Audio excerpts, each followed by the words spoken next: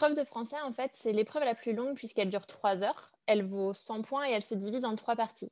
Déjà, dans un premier temps, on a des questions sur un texte et en général une illustration. Ça peut être n'importe quel type d'œuvre d'art. Et donc, cette première épreuve, dure 1h10 et ça vaut 50 points. Et elle évalue 2 éléments. Le premier élément qui est évalué, c'est la grammaire et les compétences linguistiques. Et le second, c'est la compréhension et les compétences d'interprétation. Ensuite, dans un second temps, on a une dictée qui dure, elle, 20 minutes, relecture comprise, et qui, elle, vaut 10 points.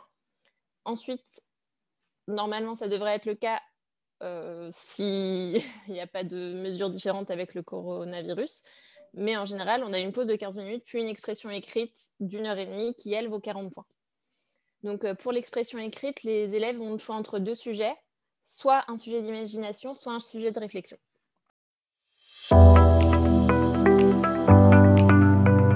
De plus en plus, en fait, l'épreuve au brevet demande des compétences en termes de grammaire, ça occupe une place de plus en plus importante dans l'épreuve. Donc il faut donc maîtriser les différentes notions, par exemple la nature et la fonction des mots, les différents temps simples et les temps composés, ainsi que leurs valeurs. Ce qui est important aussi, c'est de connaître les différents registres, le tragique, le comique, mais aussi les différents genres des textes. Bien sûr, il y a certaines erreurs qui sont pardonnables, mais il faut quand même être capable d'identifier le texte qu'on a sous les yeux. D'autres notions peuvent être importantes, par exemple, connaître les figures de style incontournables comme la métaphore, la personnification, la comparaison. Savoir aussi différencier les différents points de vue, les différents types de narrateurs. Ce qu'on peut attendre aussi, c'est d'être capable de reconnaître un niveau de langue, un champ lexical, un synonyme, un antonyme, différencier aussi les termes mélioratifs ou péjoratifs et savoir reconnaître les types de discours, si on est au discours direct, indirect libre, etc.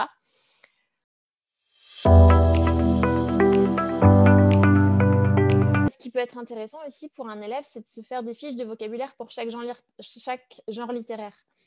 Chaque genre littéraire a ses spécificités. Par exemple, on peut faire une fiche sur le théâtre avec une définition de ce que c'est, par exemple, un acte, un quiproquo, un monologue.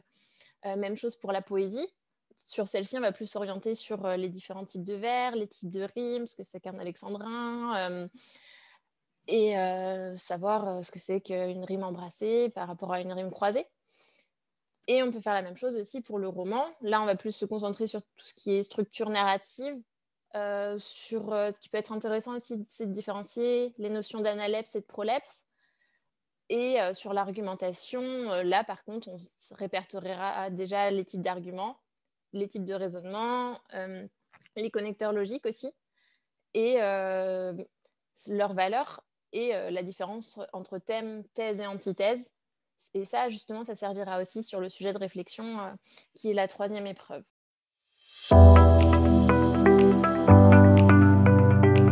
Déjà, avant l'épreuve, moi, ce que je conseille, c'est déjà de cibler ces difficultés et de les travailler. Il y a plein d'outils sur internet ou en ligne pour s'exercer. Il y a les professeurs aussi. Et il ne faut pas hésiter à faire des fiches de révision pour chaque notion. Par exemple, en grammaire.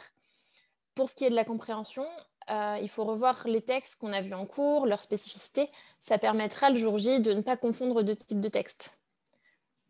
Pour la dictée, même chose, le meilleur moyen de s'améliorer, c'est de s'entraîner et de lire. Pour s'entraîner, une méthode qui marche bien, c'est la méthode des couleurs. On prend des couleurs différentes quand on fait une dictée et après on souligne à chaque fois. Au début, c'est un peu fastidieux, mais le verbe, on le relie avec une flèche au sujet. On fait la même chose pour les groupes nominaux pour voir qu'est-ce qui s'accorde avec quoi. C'est long au début, mais ça permet d'avoir des mécanismes qu'on va pouvoir utiliser le jour J, le jour du brevet. Et pour le sujet de rédaction, c'est la même chose. On s'entraîne, on regarde dans les annales les différents sujets qu'il y a eu les années précédentes et on écrit. Parce qu'il faut prendre l'habitude en fait, d'écrire régulièrement pour le jour J, pas se retrouver à être en train de courir après la montre quand on voit qu'il nous reste 5 minutes et qu'on a fait les 10 premières lignes parce qu'on a passé 1 heure sur le brouillon.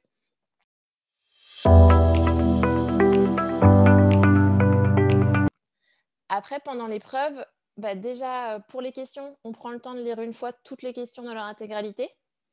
Parfois, il y a 2 questions qui se ressemblent et avec le stress, on peut confondre 2 notions ou vouloir trop en dire pour une question, alors que le développement était attendu dans la question suivante.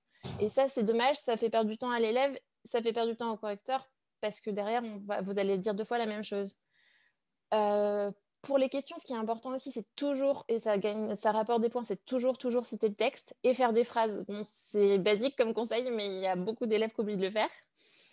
On fait bien attention aussi au paratexte, tout ce qui entoure le texte, la date d'écriture, le nom de l'auteur, la situation de l'extrait qui nous est donné par rapport à l'œuvre, parce que parfois, il y a des indices qui vont être très utiles et qui vont éviter de faire une grosse faute d'analyse. Faire aussi attention, ce qui peut être utile, c'est de faire attention aux points donnés pour chaque question. Par exemple, une question qui vaut 1 point, on attend un développement moins long qu'une question qui en vaut 6. Donc pas forcément passer le même temps sur la première que sur celle qui en vaut 6, justement.